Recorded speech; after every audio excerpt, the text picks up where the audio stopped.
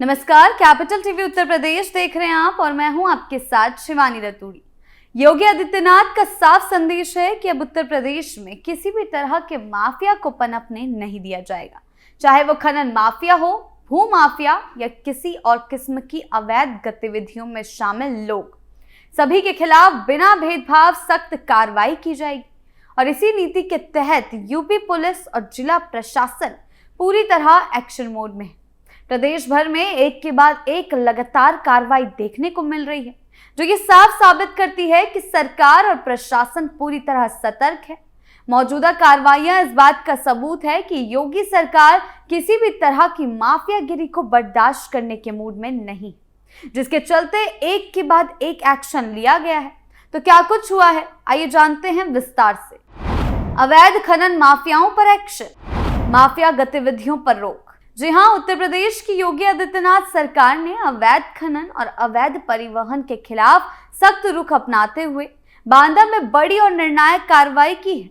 लंबे समय से ये शिकायत मिलती रही थी कि केन नदी क्षेत्र में मोरंग यानी कि रेत खनन के नाम पर नियमों को ताक पर रखकर खनन खुलेआम अवैध गतिविधियां कर रहे हैं। इससे न केवल सरकारी राजस्व को भारी नुकसान हो रहा था, बल्कि पर्यावरण और स्थानीय लोगों की सुरक्षा पर भी गंभीर खतरा पैदा हो रहा था। इन सभी समस्याओं को देखते हुए जिला प्रशासन ने सख्त कदम उठाए हैं और इसका असर अब साफ दिखाई देने लगा है।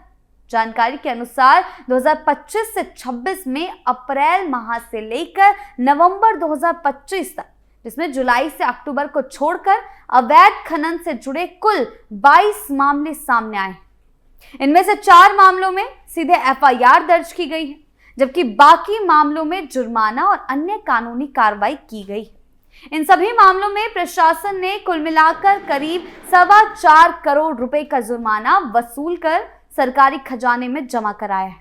यह आंकड़ा इस बात का प्रमाण है कि सरकार अब अवैध खनन को किसी भी कीमत पर बर्दाश्त करने के मूड में नहीं है। अवैध खनन के साथ साथ अवैध परिवहन पर भी प्रशासन ने कड़ी नजर रखी।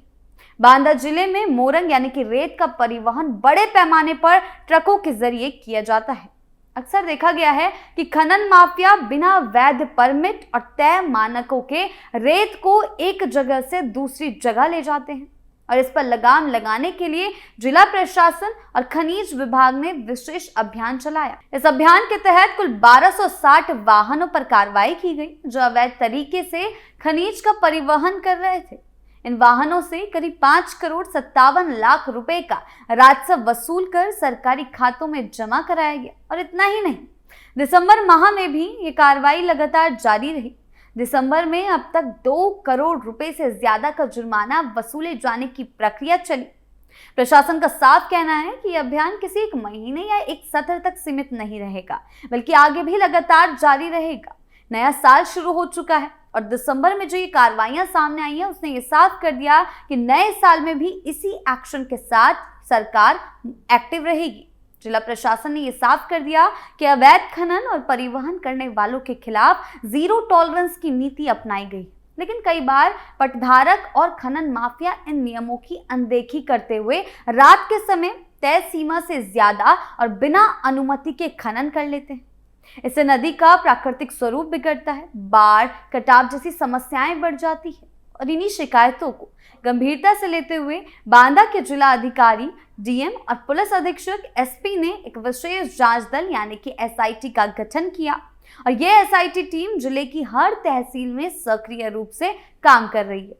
टीम का काम सिर्फ छापेमारी करना नहीं है, बल्कि खनन स्थलों की नियमित निगरानी, वाहनों की जांच और दस्तावेजों की सत्यता की पड़ताल भी शामिल है।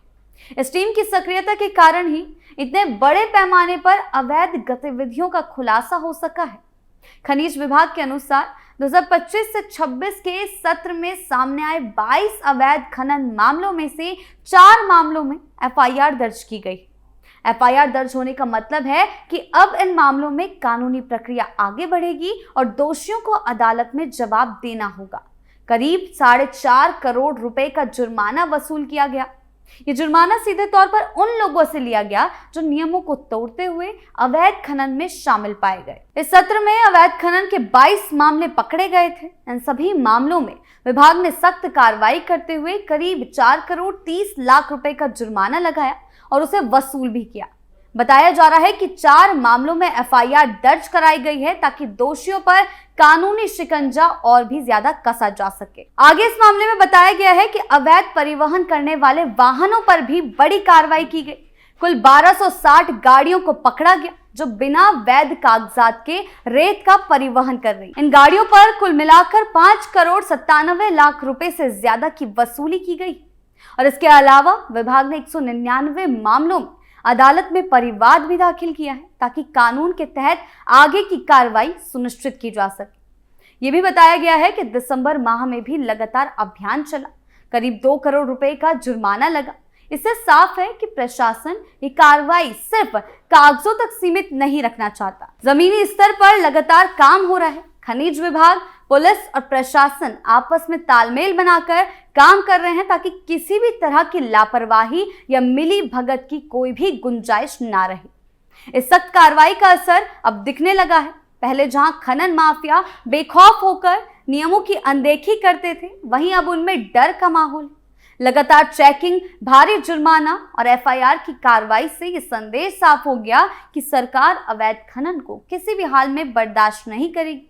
इससे ईमानदारी से काम करने वाले पट्टधारकों को भी राहत मिली है, क्योंकि अब अवैध खनन के कारण बाजार में होने वाली अनियमित प्रतिस्पर्धा पर भी रोक लगेगी। योगी सरकार की सख्त कार्रवाई, माफियाओं में मचा हड़कंप। जी हां, बांदा जिले में अवैध खनन और परिवहन के खिलाफ की गई ये कार्रवाई योगी सरकार की सख्त नीति और प्रशासन की सक्रियता को दर्शाती है।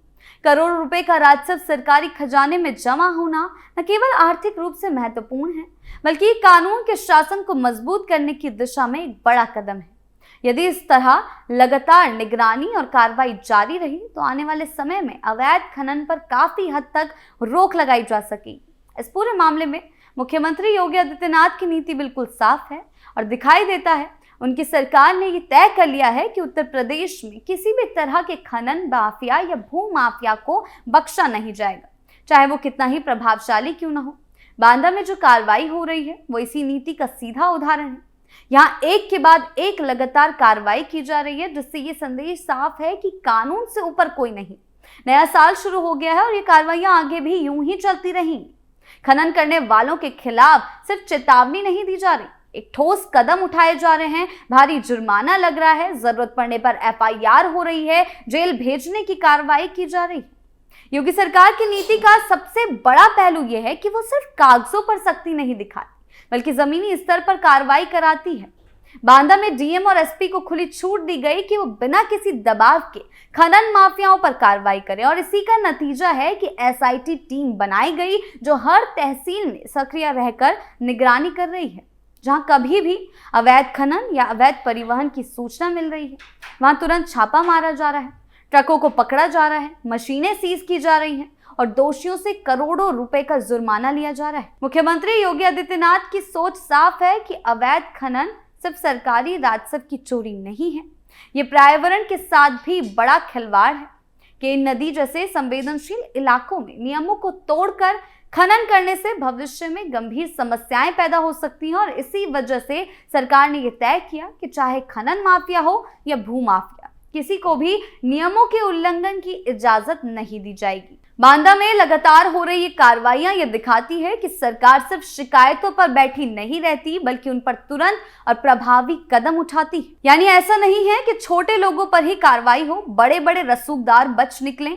बांदा में जिन लोगों ने अवैध खनन और परिवहन किया है, उनके खिलाफ बिना भेदभाव के कार्रवाई की गई है। करोड़ों रुपए का जुर्माना वसूल किया गया है और कई मामलों में एफआईआर दर्ज कर कानूनी प्रक्रिया आगे बढ़ाई गई है। इससे आम जनता में भी ये भरोसा बढ़ा कि सरकार ईमानदारी से कानून लागू कर रही है। कुल मिलाकर बांदा का ये मामला साबित करता है कि योगी सरकार की नीति पूरी तरह से जीरो टॉलरेंस की है। अवैध खनन हो या भू माफियागिरी, सरकार का संदेश बिल्कुल साफ है, कानून तोड़ोगे तो कार्रवाई तय है।